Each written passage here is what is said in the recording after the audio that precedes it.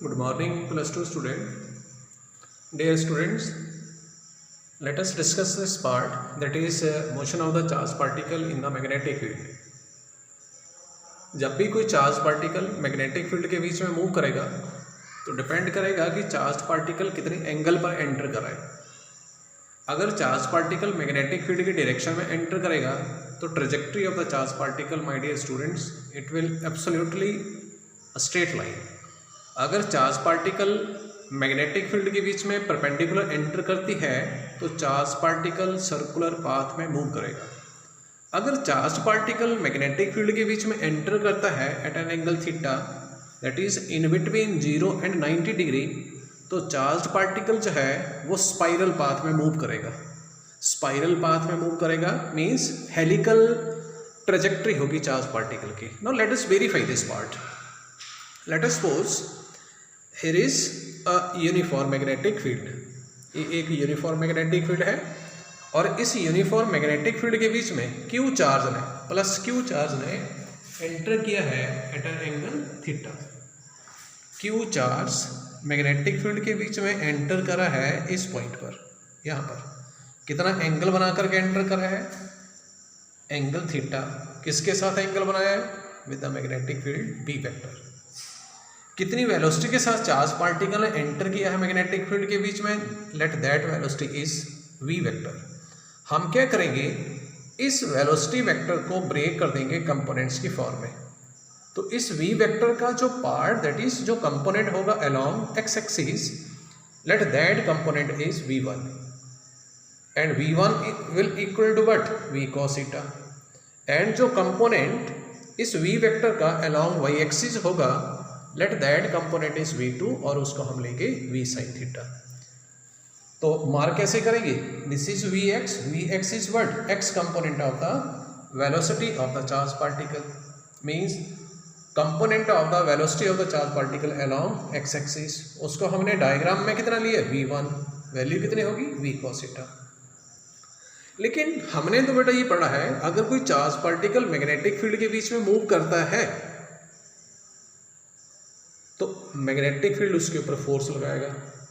Value of the force, अब next step में हम value of the force mark करेंगे। तो मान लेते हैं जब चार्ज पार्टिकल v1 कंपोनेंट के साथ मूव कर रहा है, v1 वेलोसिटी के साथ मूव कर रहा है, तो चार्ज पार्टिकल के ऊपर force because of magnetic field इस इक्वेशन के अकॉर्डिंग एक्ट करेगी। डायग्राम के बीच में v1 मैग्नेटिक फील्ड की डायरेक्शन में है, so that's why v1 and magnetic field के बीच में एंगल 0 डिग्री होगा।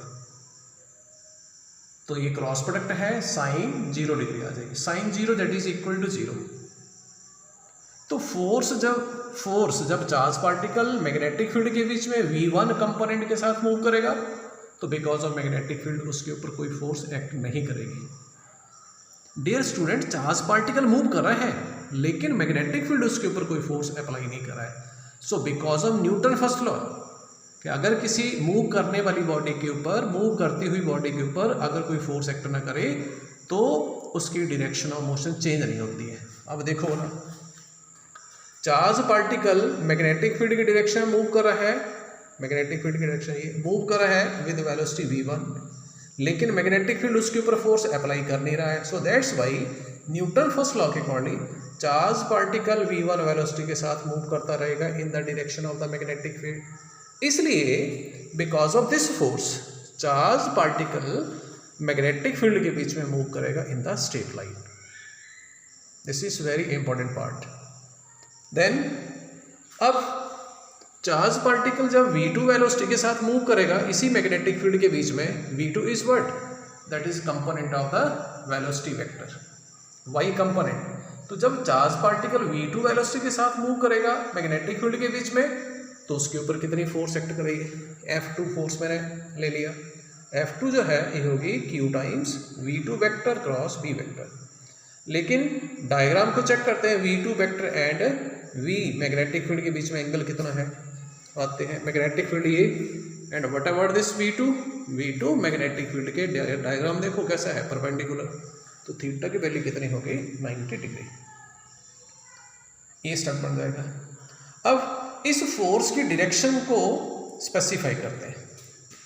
फोर्स की डायरेक्शन को हम स्पेसिफाई करेंगे with the help of Fleming left hand thumb rule. Apply करते हैं। फर्स्ट फिंगर क्या पॉइंट आउट करती है लेफ्ट हैंड की direction of the magnetic field, central finger क्या करती है direction of motion of the positive charge. तो direction of motion of the positive charge कितनी वेलोसिटी के साथ हो रहा है इस सेकंड केस में विद वेलोसिटी v2। तो अप्लाई करते हैं।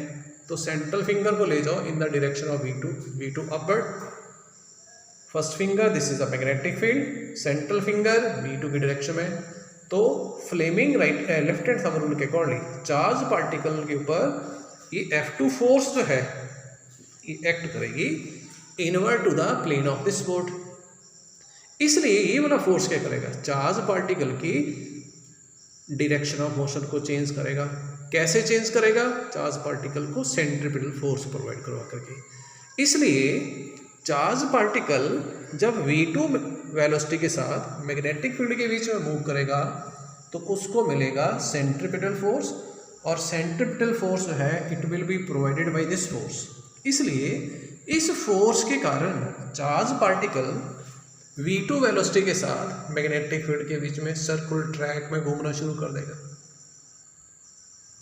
सो under the combined effect of force F1 and F2 charge particle straight line में मूव करेगा as well as in the circular path में मूव करेगा। Means because of force F1 charge particle straight line में move करेगा, and because of the force F2 charge particle को centripetal force मिलेगी and charge particle circular track में घूमना शुरू कर देगा। इन दोनों फोर्सेस के इफेक्ट के कारण चार्ज पार्टिकल स्ट्रेट लाइन में मूव करेगा as well as circular track में मूव करेगा। So that's why trajectory of the charge particle कैसे हो जाएगी स्पाइरल या फिर हेलिकल। Thank you students.